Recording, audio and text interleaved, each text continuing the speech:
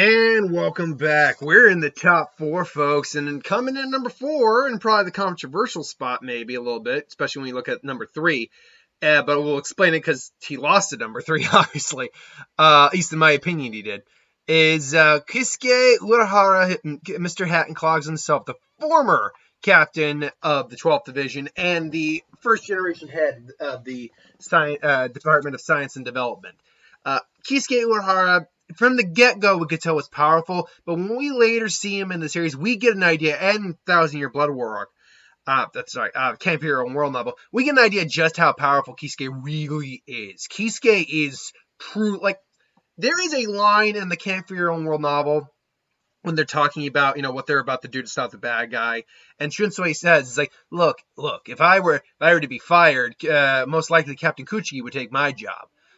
But, that being said, if Kisuke had come back to the 13 Court Guard squad after his exile or banishment had been, nullified, I guarantee you he would have been the number one candidate for the head captain.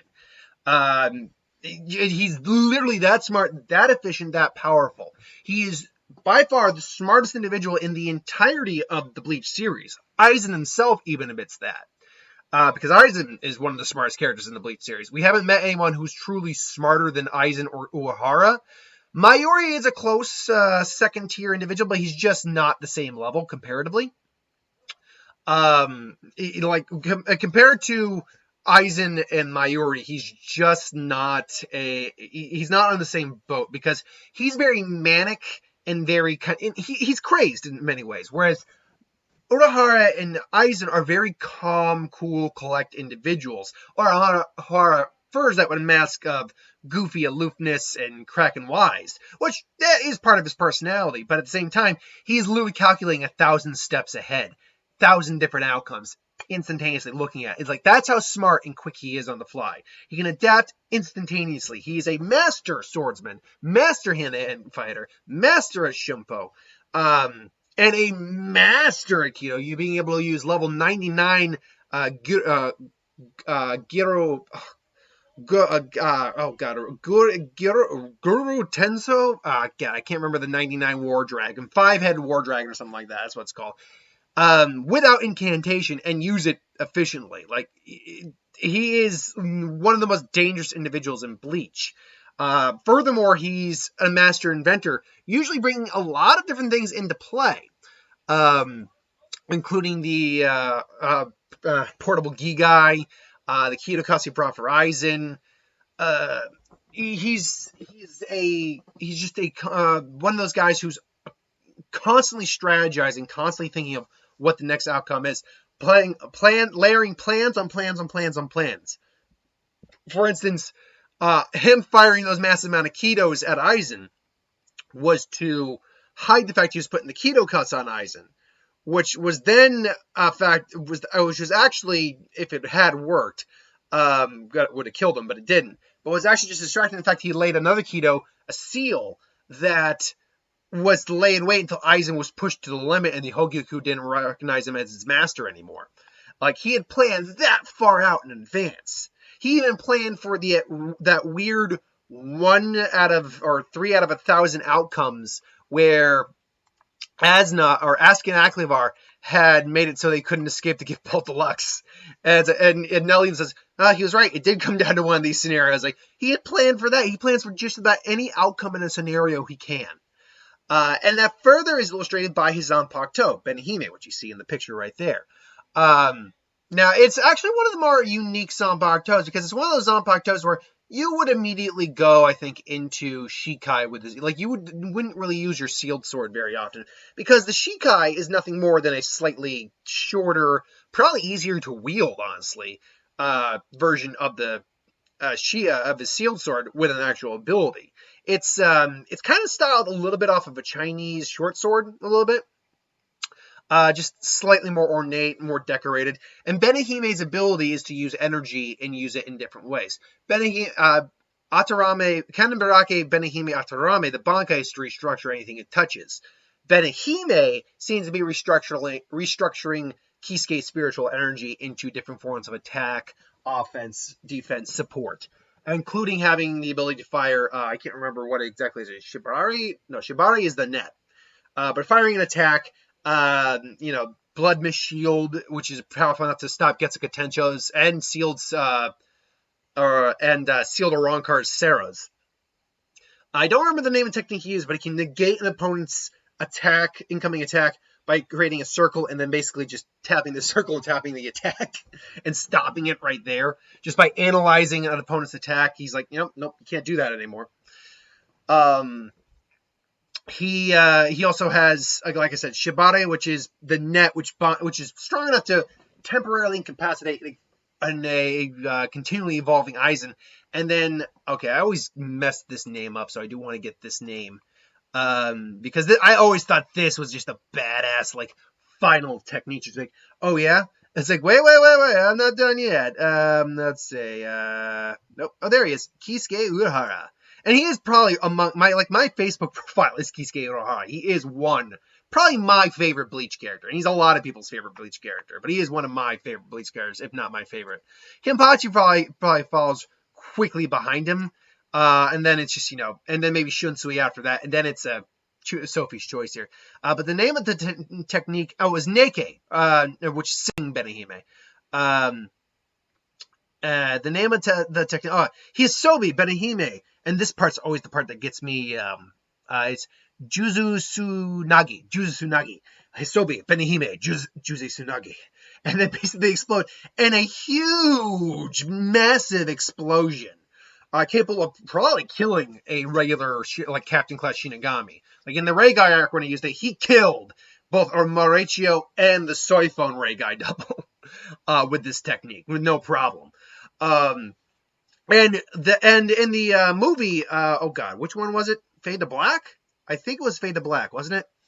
Yeah, Fade to Black. He did show off another ability of Benihime, Kirisaki Benihime, or Shred, Crimson Princess, where he basically launches fire, or like basically pointed energy blasts, and they give off a firework-like noise, basically designed to. And I really like this technique, by the way. I'm sad they didn't actually show it in the manga. I'm still counting it as canon because, let's be honest, of all the techniques we've seen 1, 2, 3, 4, 5, 6. If you want to count the shred, seven techniques. There is maybe no actual limit to the amount of techniques Benihime actually has, so long as Kisuke has the imagination to create something new. So that's why Benihime is one of my favorite Zanpakuto, because it's so unique and so varied. It's Bankai, as I said, Kenenbirake Benihime Atarame, or Inquisition of the, as it translates, a modification of the Crimson Princess dissection at the doors of, Buddhism. Avalaka Itizavara? Talk about, wow. Point being, it turned a giant mannequin-like woman, which is more or less the Benihime spirit, more than likely, it appears behind Urahara, and anything that the mannequin woman touches, it restructures. So he used it to bring back, to restore his eyes, which. This, like, the official wiki lists the Bankai's abilities as temporary, but it's clear that they're not as temporary as you may think, because he got his eyes back ultimately in the end. And he survived.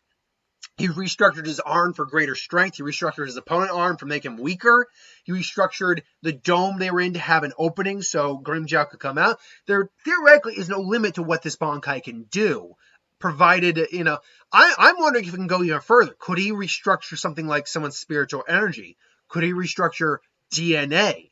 Like, if he touches someone's blood, could he restructure the actual DNA in there? It's a very unique idea and concept. Absolutely. It's just very, it is funny though, because when Chad comes to him for training, Urahara states that Sato needs to fight against the power of Bankai to improve, and assigns Arenji, saying his own Bankai is not fit for helping others train. And to some degree, he's actually right. Like, if the effects of the Bankai are only kind of generally speaking, are only good while the Bankai is activated, then yeah, any sort of improvement Chad would get from this fight would be meaningless. Or training with it would be meaningless. Though clearly, again, some of the effects of the Bankai stayed on, lingered, such as Urahara getting his eyes back, and that's probably it's probably more likely that someone helped heal his eyes afterwards. Because yeah, the stitches opening up again and his restored eyes apparently did disappear. But he apparently, yeah, it is one of those things where he did get his eyes back. So more than likely, he probably got them healed by someone, either Zero Division or someone in the think words here, someone in the Squad 4, maybe Isane, because Urahara's gone, and Urahara could have done it flick of a snap of fingers. But anyway, enough of that ilk. Let's get down into this. So let's talk about, first off, the big two that he'd have to go up against in this fight. I'm surprised I actually left myself in. I honestly wasn't thinking. I normally don't actually have myself in the corner here when I do these videos. But in fact, you know, I'm going to actually just fade out real quick because I know some of the pictures are going to, images are going to cover my face up. So it makes no point in me being there at this point. Against Ichibei and against Yamamoto.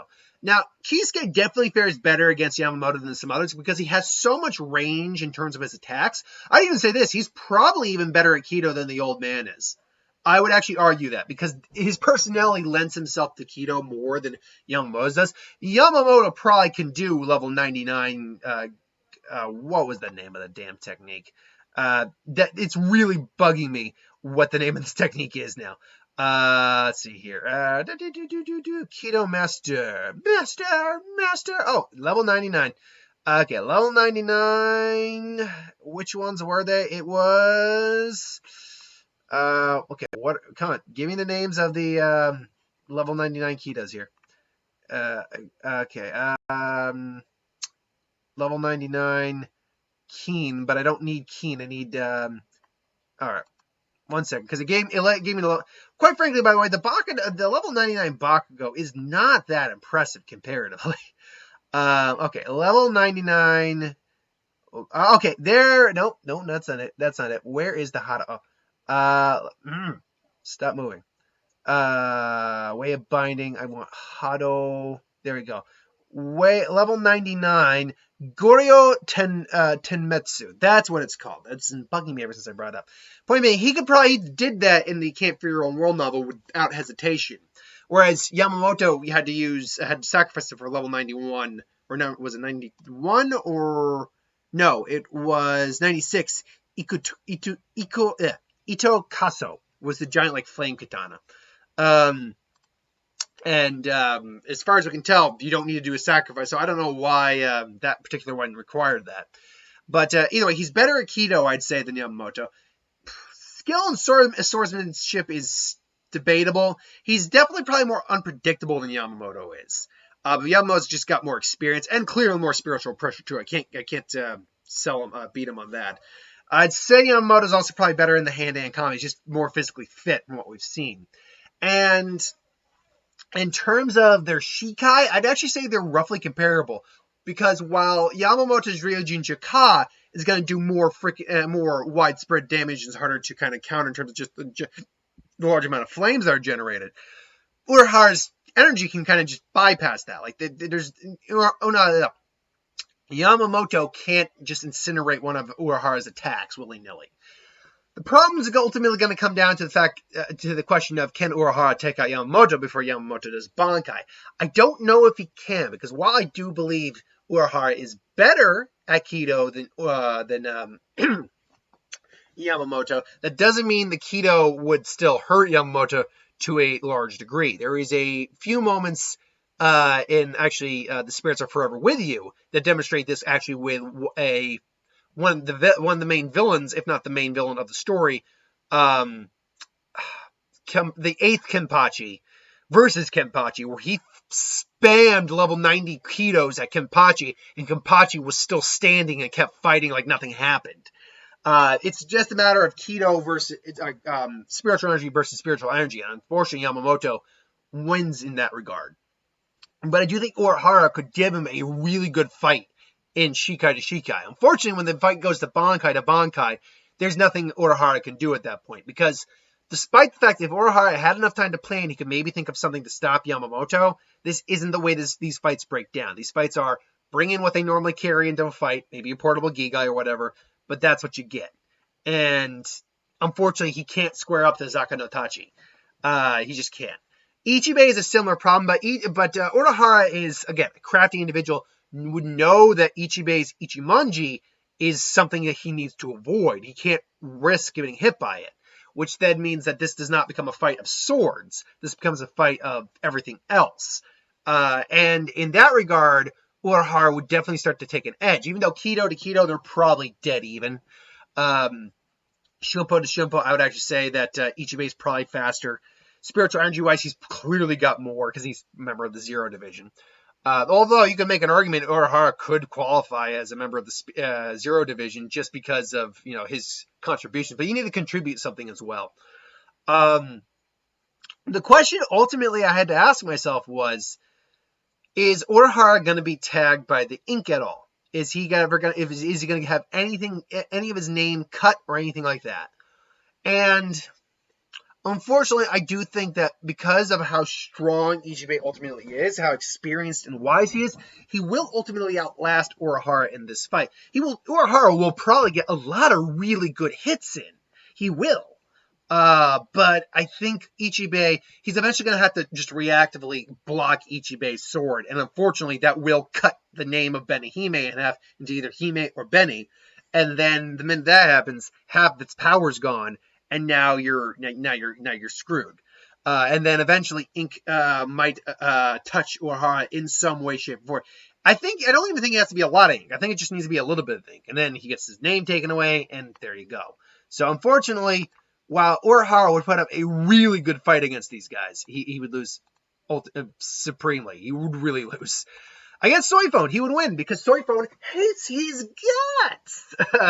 She's also, even if she didn't know him personally, his personality would irk her to no end. She is too serious. She is too stuck up. They were both members of the Stealth Force. He is clearly comparable to her in hand-to-hand combat and in Shunpo. Remember, keep this in mind. She's the fastest in the 13 Court Guard squad. She's the fastest of the captains. But he's no longer a captain. He doesn't qualify in that descriptor, which means he could still be slower than her, but he could also be faster than her too. Like Yoruichi's no longer a captain of the 13 Court Guard squad, but we know for a fact she's still faster than Soifone.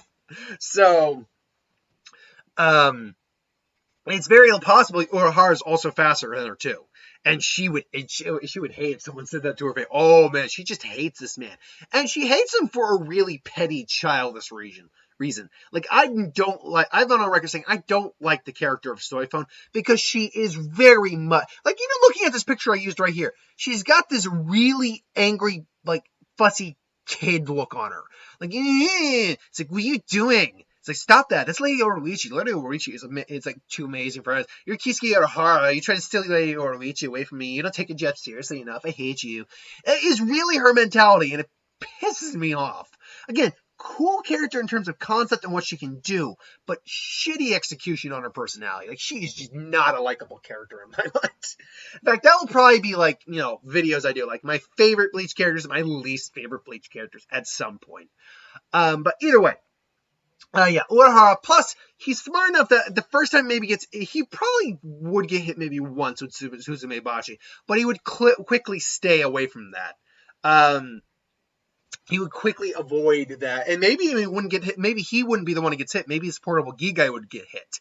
So, that's entirely possible. It's entirely what could happen. And then him just messing around with her the whole time. His Kido skills are far superior to her, so he could beat her on Kido alone. And again, just using Benihime. Where is it? Oh, 1 second. I went past where I wanted to go. Again. Not Shibare Benihime, that is just the net. Using Shibare Benihime and using Hisobe Benihime Juzu Tsunagi. He killed her. He killed the Ray Guy version of her, who by all extension is as strong, maybe even stronger than the original Soifone, because that's how Kagerosa designed them. So, there you go. I mean, in her Bankai, he can honestly take that Bankai out from a distance. Kido, Benihime, whatever. So, ultimately, Soifone would lose very easily, I think, to him. Going quickly to Gin and to Rose. Rose, Kisuke's too clever to really be taken in by the effects of the Bankai. And if he was, he could activate his own Bankai, restructure his eardrums or ears, and block out the noise. Uh, Again, he could trap him in Kido. He easily beats him in swordsmanship. Easily beats him in hand-to-hand skill. Shimpo. It's clear Urahara, it was honestly stronger than any of the visors. Let's be honest. Gin would be a little tricky, but despite the fact that Shinso and Kamishini no Yari are very powerful despite being simplistic, they're also very linear. And Urahara could easily take advantage of this, using his sword, using Kido. He could easily close the distance between them. Using his Bankai, he might actually be able to restructure Shinso in general. Or Kamishini no Yari, and just break the blade pretty much. Like the blade snaps off, just dink. It's like, what? It's like, I restructured your blade to be more brittle. It kind of just snapped after that. Despite the fact that these guys are both very clever, very cunning, and very tricky, I do believe Urahara he's able to strategize more effectively than most of the people on this list. 100%. So I definitely give that win to Urahara. Against Unohana, yeah, Unohana's definitely a tricky one. Now, in terms of swordsmanship, she's probably more skilled than he is at swordsmanship. I got to give her that credit, 100%. Kido, they're probably comparable, but in terms of Kaido, she's definitely got the edge. Like, her healing arts surely surpass his. Hand-to-hand combat, he actually probably is better at hand-to-hand combat because that's the kind of squad he trained in. And then Kido, swordsman. No, I got it all down. And Shimpo, they're probably equivalent to each other. His Shikai and Kido skills, though, in terms of combat, are clearly more effective in terms of actual offense. Her Kido seems to be more designed for healing her up. Her Shikai she wouldn't use for combat. Her Bankai she used for combat, which seems to, again, be some sort of acid. Now, Urahara is not freaking dumb. He sees that activate. He sees the sizzle. He knows, I can't be touched by that. Fortunately, he does have shields abilities with Blood Mist Shield, also known as Chiasuma Notate. So he can avoid the acid to some degree. Using Kido, he can keep it at bay. If he gets hit and starts to dissolve, he would probably take his own hand off, and then Bankai restructuring that. Where I gave him the win ultimately is the fact that because he carries a couple portable Gigai on him, he can avoid the acid and re-strategize and reappear behind her using, again, Shibare Benihide, Hisobi, Juzu Shunagi could definitely mess her up severely. Then throwing major Kido on there, he ultimately... See, Urahara is someone who isn't going to do just one thing and think it's going to work. He will dogpile attacks onto you like he did against Aizen. If he felt he had to, he would dogpile that shit on Unohana. So I do think while it would be tough and she could definitely kill him, he would take the win. Against Shinji, I do liken it to what happened with Aizen. We know Shinji can't use a Bankai in a one-on-one fight. It's just not useful in a one-on-one fight. It doesn't work. So he's stuck with his Shikai and everything else he's capable of doing. Urahara is smarter than Aizen, so he would figure out Sakanade's abilities, and his Zanpakuto, I'd argue on some levels more dangerous because while Kyokia Sugetsu is dangerous, supremely dangerous, even Gin says it's powerful, there's workarounds around it. Urahara is just more designed for actual combat. So because of that, he could probably do like an omnidirectional blast with Benihime and just tag Shinji.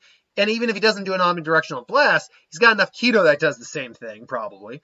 And he can figure out what Sakanade's trick is and work around it. So ultimately, Urahara would beat Shinji. I have no doubt about it. Against Byakuya, it would be tricky, definitely. Byakuya has a lot of defensive capabilities with Zenbon Zakura Kageyoshi. He's comparable, but not equal, I'd say, to Urahara and Kido. So they would definitely be having a straight-out brawl when it comes to Kido.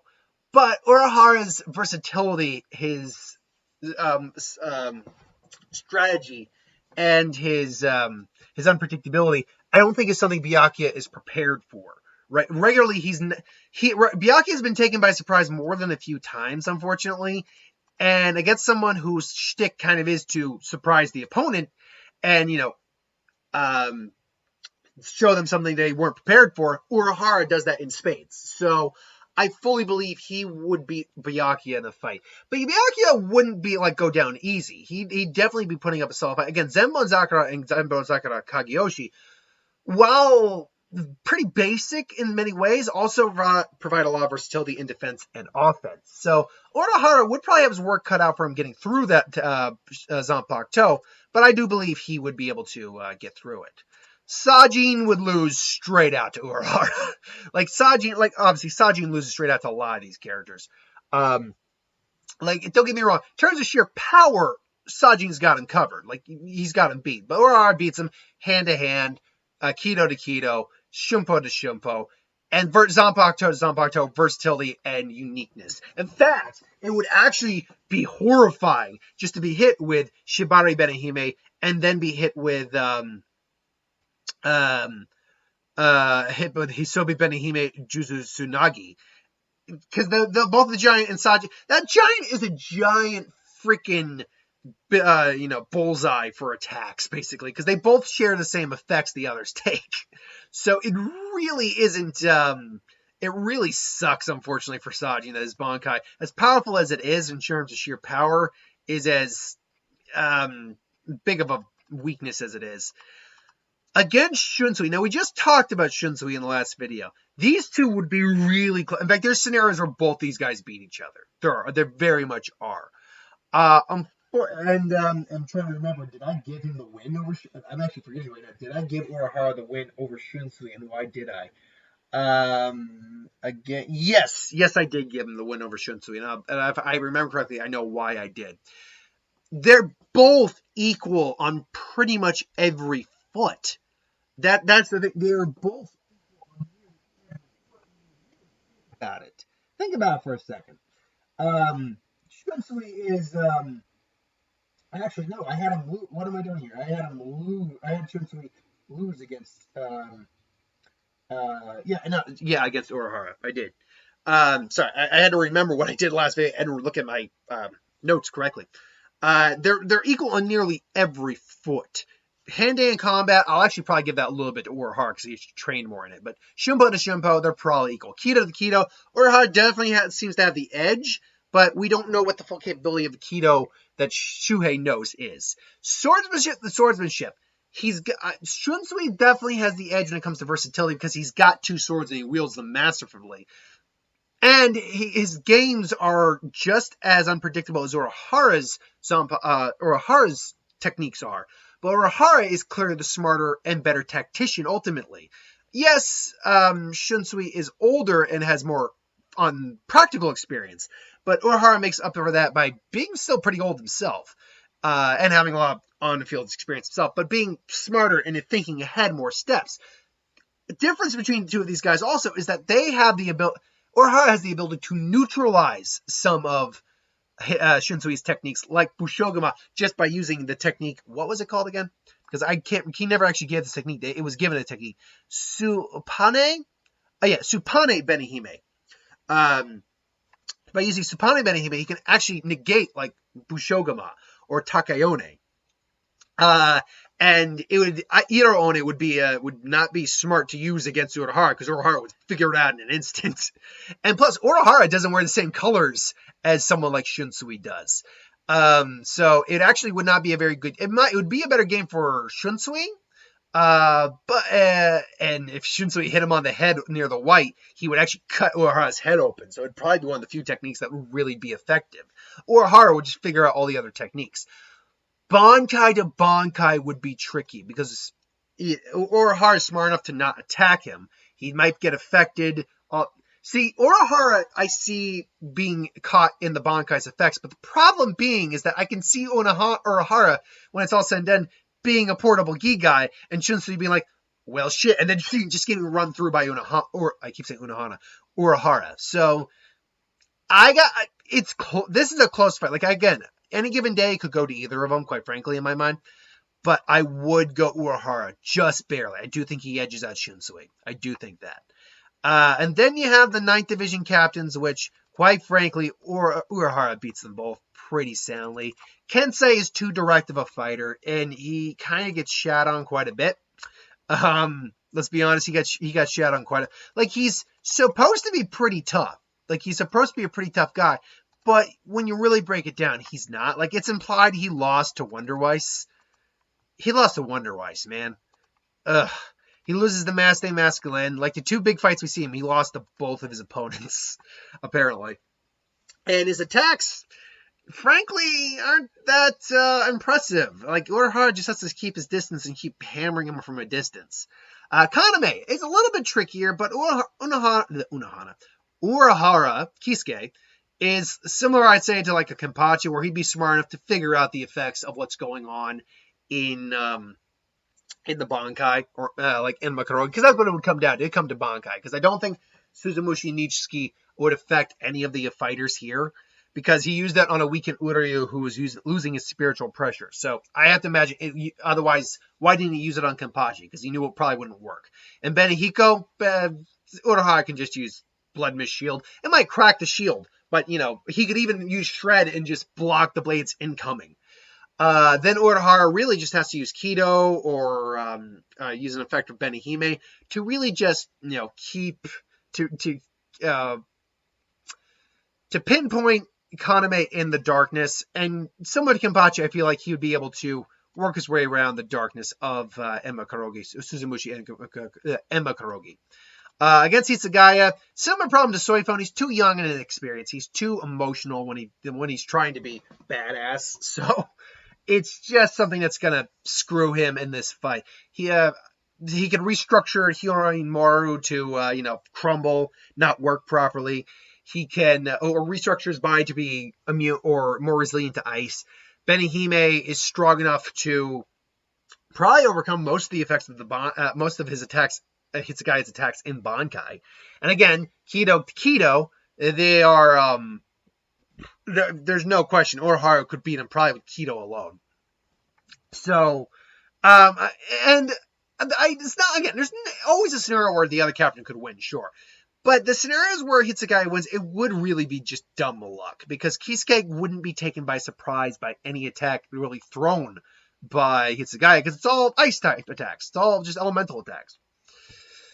Now comes the controversial one. I'm sure I'm going to get a lot of people kind of getting on my case. Kisuke cannot beat Kenpachi in a fight. Now, hear me out on this. I did say earlier, Kisuke is probably my favorite character in Bleach, followed by Kenpachi and then Shunsui, and then down the line. Now, my two favorite characters go head to head. Which one do I prefer? You'd think I'd say Kisuke.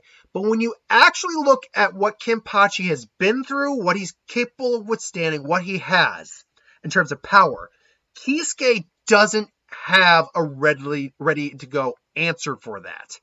He doesn't. He, in theory, could use the Kido cuffs on Kenpachi. He could. But the question is, would that actually work? Because, think words here. Like, Aizen had gotten to a point where the Kido cuffs didn't work on him. The Kido wasn't going to burn him from the inside out. And to the point where he just removed it. We've seen Kenpachi shrug off serious onset blunt force trauma attack, like serious power attack. He shrugged off being impaled multiple times, being slashed multiple times. In the novelizations, he shrugged off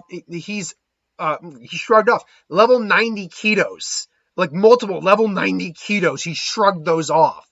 He shrugged off the vacuum of space. He shrugged off nuclear explosions, like nuclear level explosions to his face. And all this is because his body is that resilient, and this his Ryatsu is that high. It's that just strong and powerful. Like in the novelization for Spirits Are Forever With You, and that has not been published for English yet, by the way. But I obviously read about it. Aizen didn't want to go into direct combat with Zaraki if he could help it. Him and Yamamoto were like the two biggest hindrances to his plans. Think about that for a moment. That's how strong Zaraki really is. And so, and I might be wanking off Kenpachi a little bit. Kenpachi's kind of a Aizen level opponent in some ways to Urahara. Urahara doesn't have a ready answer for Kenpachi. he could just keep wailing on Kenpachi, and Kenpachi will either just shrug it off, get hit, and keep going through it, and just keep going. He ripped his own arm off without hesitation. He was able to go duke it out with a giant toe to toe for extended periods of time, and then his Bankai sliced that son of a bitch in two without any problem. Zaraki's level of power, durability, endurance, and just continued unwaveringness is something that is one of the few things I think Urahara doesn't have an immediate answer for. Now, yes, he can strategize around Kenpachi, but the question is Kenpachi just going to let him keep throwing damage like Kido at him, all that? Of course not. Kenpachi's going to come and try to, duke it out with Urahara. Now, Urahara's going to avoid him for some time, sure, be it Portable Gigai, just pure speed, but Kenpachi is going to keep coming. And he cannot compete with Zaraki in terms of pure strength or power. Restructuring him wouldn't really do anything. Like, he'd probably cut the Bankai in two.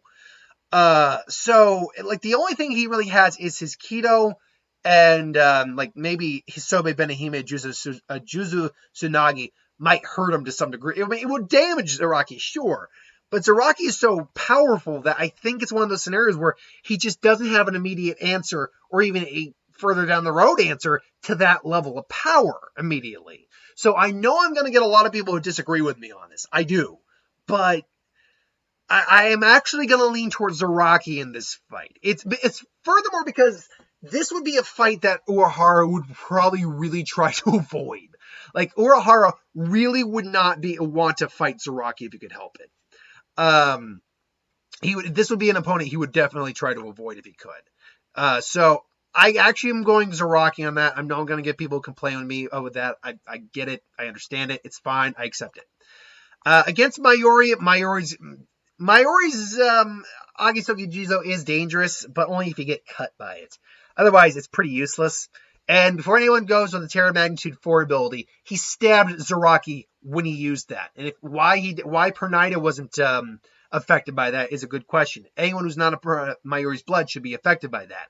But it really does seem to be it only comes from if you've been stabbed by the effect or stabbed by the sword at that point. So, yeah, unfortunately, gotta go Urahara because when you take that out of the equation, Urahara clearly is going to outmatch him on Kido, despite Mayuri being supposedly a Kido master. He beats him in swordsman play. He beats him in Shimpo. The drugs, Urahara is someone who's smart enough to figure out how to avoid either getting affected by the drug or any of the drugs or Mayuri has, or he's someone that when he's affected by it, he would figure out how to get around it. Or maybe he already has some sort of antibodies in him already. So, yeah, Mayuri, and his Bankai, Urahara would just avoid it, Kido it to death, whatever. And then finally, Rukia, it's very similar to kind of some of the other opponents he's faced. He just avoids her. Like, he can tell, I can't go into actual combat with her, so I gotta avoid her, and then hits her with Kido, hits her with his Zanpakuto. She goes Bankai, he Shimpos out of there quick, or it's a Portable Gigai, and then he basically just comes in for the kill. Real quick to talk about all the lieutenants he wins against. Ikaku can't beat him. Like, Ikaku even respects how powerful Urahara is. When Ichigo mentioned he was trained by him. Shinji is unique, admittedly, but Urahara's smart enough to kind of figure out, okay, this is how this fight has to go down now. It's like, you're right, I can't damage you thanks to your Bankai. We're just going to keep healing. So instead, I'm just going to bind you with Kido. And boom, boom, boom, boom. You know what? And thanks, by the way, because our Ryatsu is now shared, I can just keep spamming our Kido and keep sealing you away. So have fun with this. Urahara would be that guy. And then Renji. It's kind of obvious Renji could not take on Urahara. Renji could do okay in a sword fight against him, but ultimately Urahara would just out-strategize him, outsmart him, seal him with a Kido, or bind him with a Kido, and there you go. So ultimately Urahara ranks as my 4th strongest Captain Class Shinigami. Thanks for watching, though. Hope you enjoyed. Like, comment, share, subscribe. As always, you want us to review something, put in the comments below. Let us know. We'll do a review of it at some point. Ideas for who would win, Star Wars, Super Magic, What If, anything to do on the channel. Put that in the comments below. Let me know. I'll get to that at some point. Hit that bell if you want notification. I got my what if today, and then I'm done for the rest of the day. So thanks for watching. I hope you enjoyed, and I'll see you next time.